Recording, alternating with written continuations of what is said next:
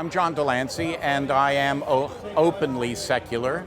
I have to say that it was not much of a move for me. I was openly secular without knowing the word when I was probably 6 years old, when I was asked to not come back to Sunday school. I was asked not to come back to Sunday school mostly because I just didn't think it made any sense. And here it is 60 years later, I still don't think it makes any sense.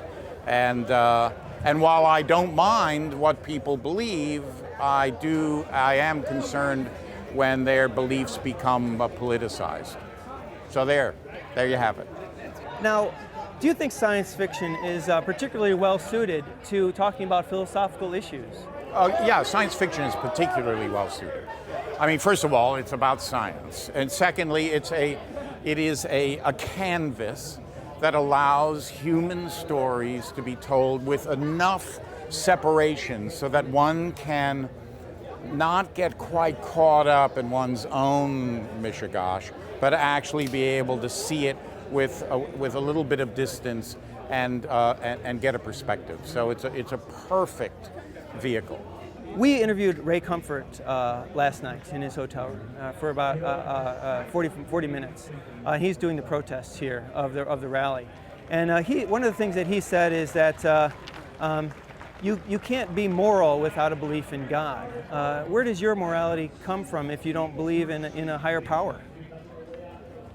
Well, I mean, first of all, I think, was he saying that as if it were actually true, or was he being provocative? He says that, unless you have God giving you rules, everything's relative. So you could redefine things and say, well, murder for me is fine, because it's like a lion. Listen, I mean, that's an argument which a lot of people use who I think don't have an internal life, and they don't have something internal that's coming out. They get it from, it's an external.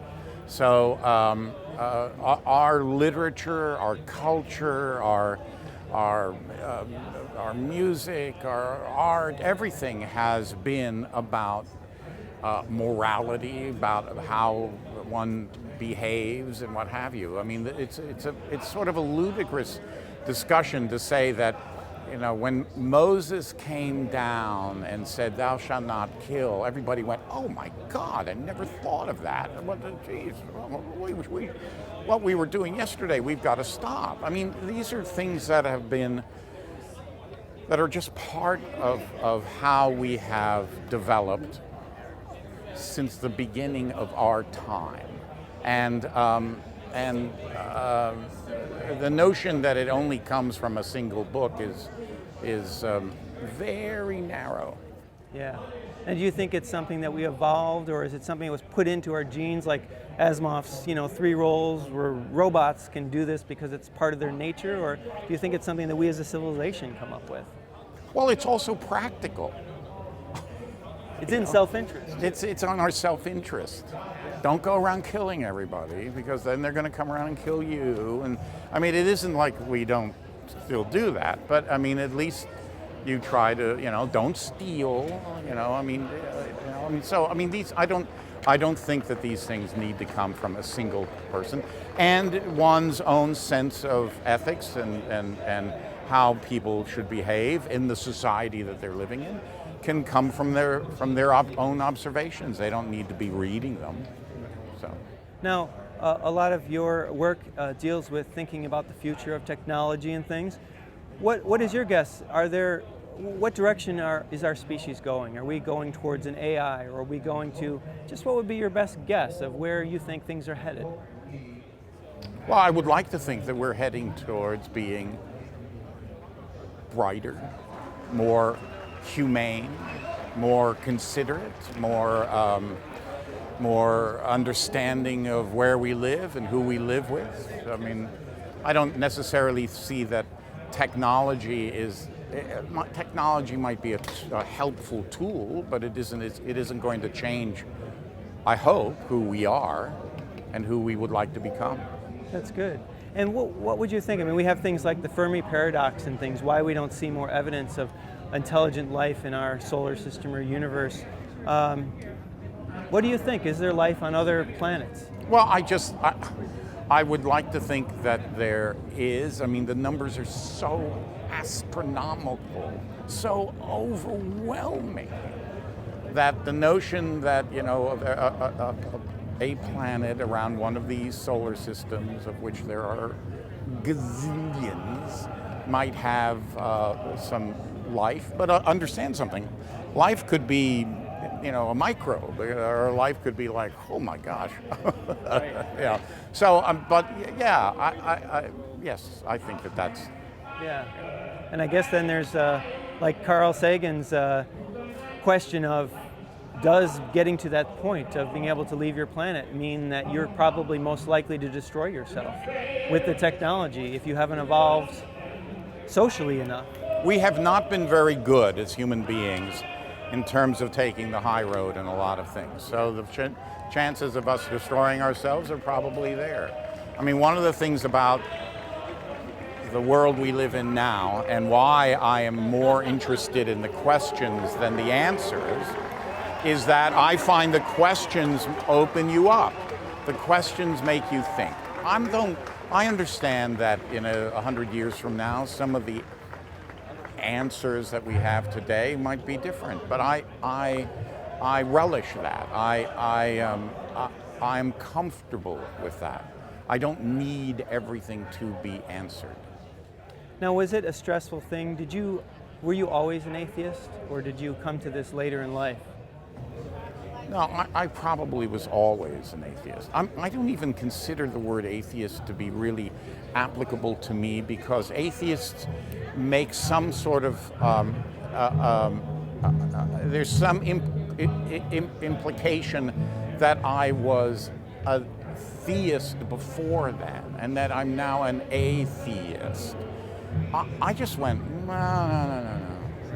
Insufficient evidence. However a 6-year-old can say insufficient evidence, I was like, I don't think so. Which would apply to a million other things that you've not even considered believing in because... Right.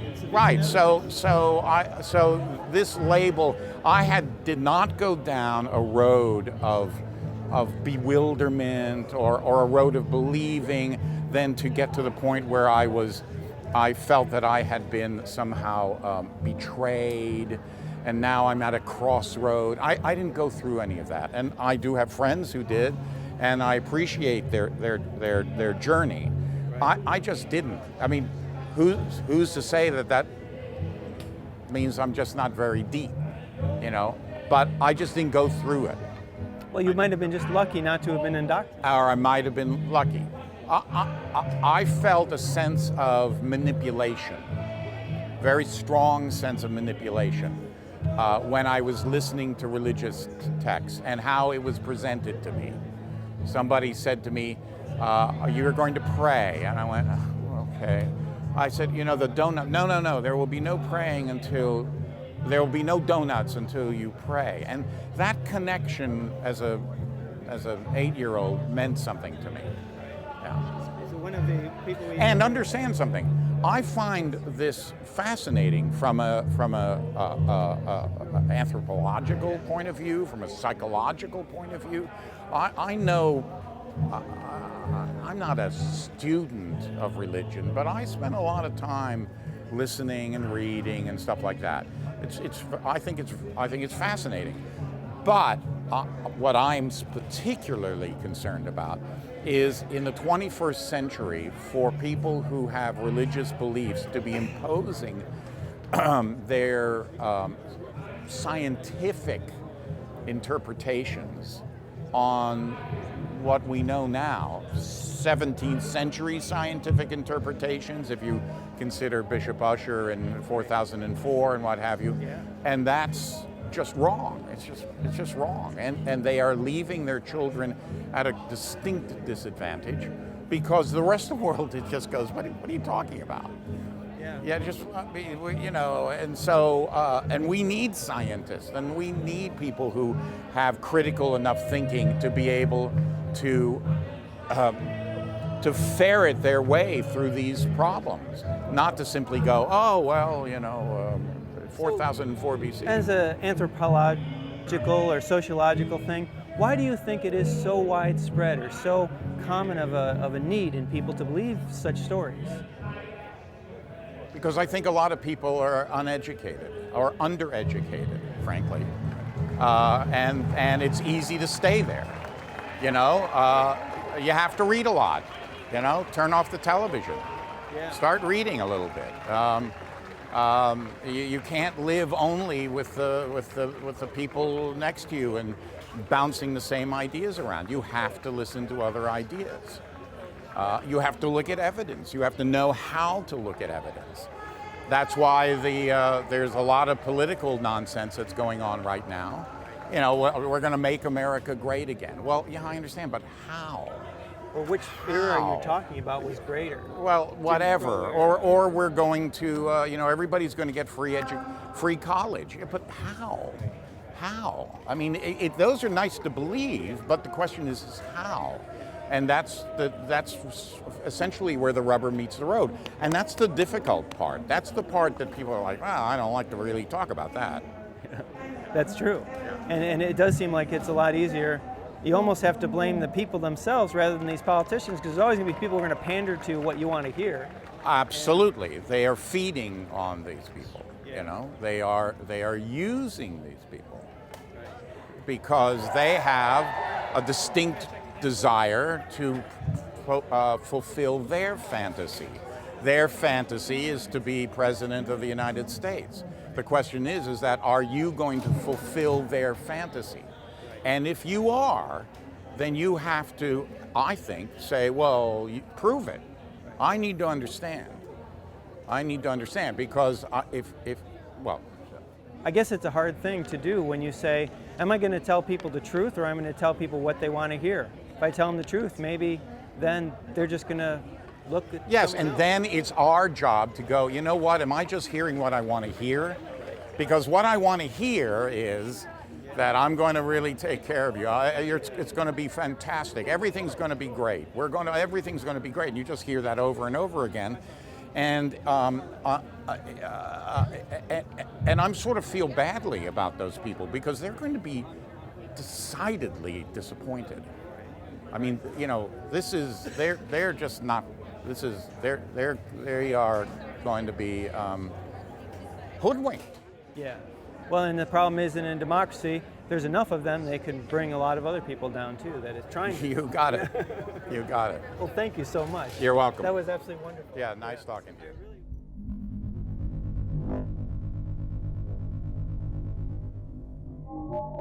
you.